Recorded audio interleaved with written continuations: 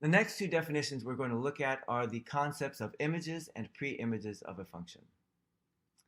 To help us understand these a little better, we're going to devise one more model for functions.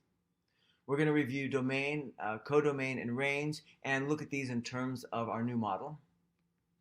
And then we're going to define image and pre-image. So I'm going to remind you of some of the notation and definitions that we learned in the previous video using the input-output model. And just to remind you what that is, here we think of a function as a machine or process. You put an input into the machine, and the function gives you an output. And if you put the same input in twice, it's impossible to get different outputs. You always get the same output for the same input. So here are some of the definitions that came out of that. The domain of the function, that is the set of all possible inputs that you're allowed to put in the function. The codomain is any set that contains all possible outputs of the function. It can have some extras, but you can't leave anything out. And the range is precisely the set of all outputs. This one you can have no extras. It has exactly what is an output and nothing more. All right, so our new model is, I call it the photographer model, and here your function is a person who takes photos, a photographer, and takes photos in particular of some objects. So the rules are that the photographer must take at least one photo, and each object can appear in at most one photo. I call that the no photobombing rule. So you can sort of hopefully see some parallels between what's happening here and what's happening in other functions, function models. In particular, this idea of pairing an object with the photograph that is actually in.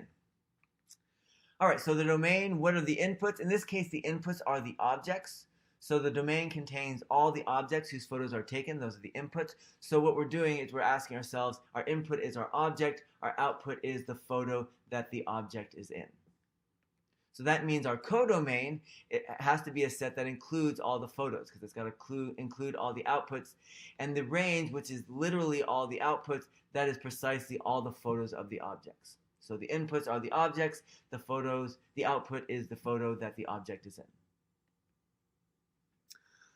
All right, so if you have a function from a set A to a set B, we're going to look at x, which is a subset of A. So x contains some of the inputs of our function. And y is a subset of B, and y we can usually think of as being a set of things that are outputs of the function. But again, B is a codomain and not the range, so it may contain some things that are not outputs of the function, or it may not contain anything that's an input of a function if it only contains things in the codomain that are not outputs. So, but basically you can think of y as a set of outputs. The image of x, and we call that f of x. So we think of that as f of the set x.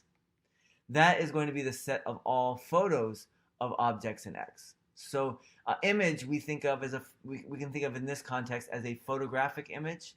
So x contains objects that we're taking photos of, and the image of that, or the images of that, are going to be all the photos that contain at least one object in x.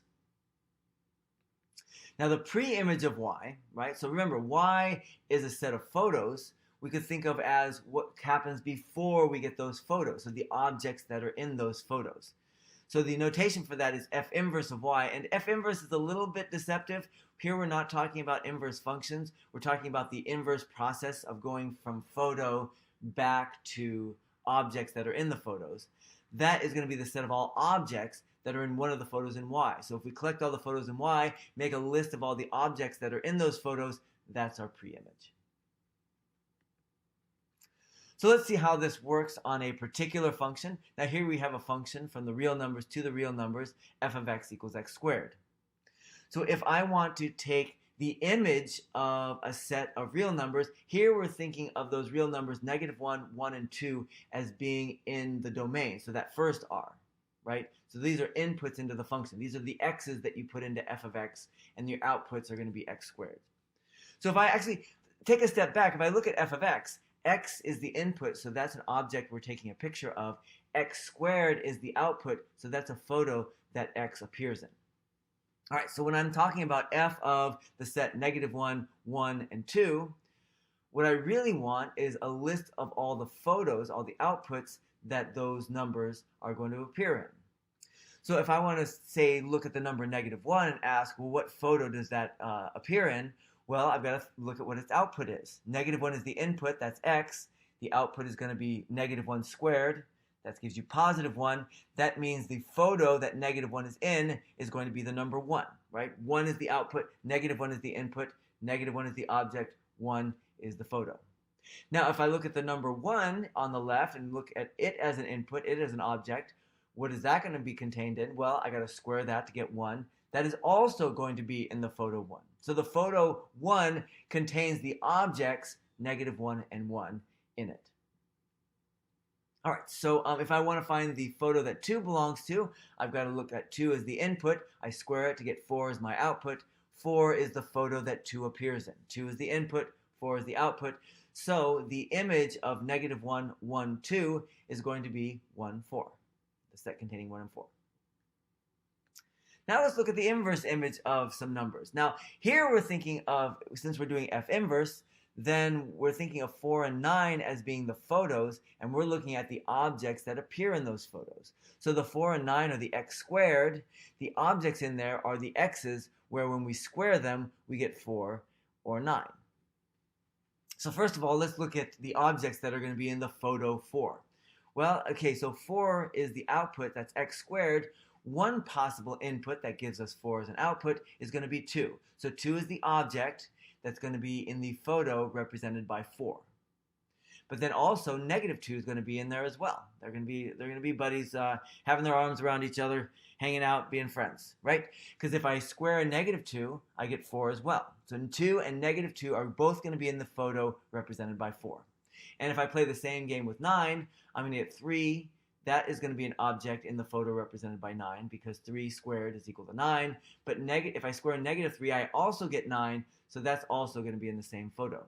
So if I'm looking at all the objects that are in the photos represented by 4 and 9, those are going to be the objects 2, -2, 3, and -3. All right, so now I think you're ready to work on the in-class activities. The PDF file, the name of it is Images and Preimages, and you'll find that with this video.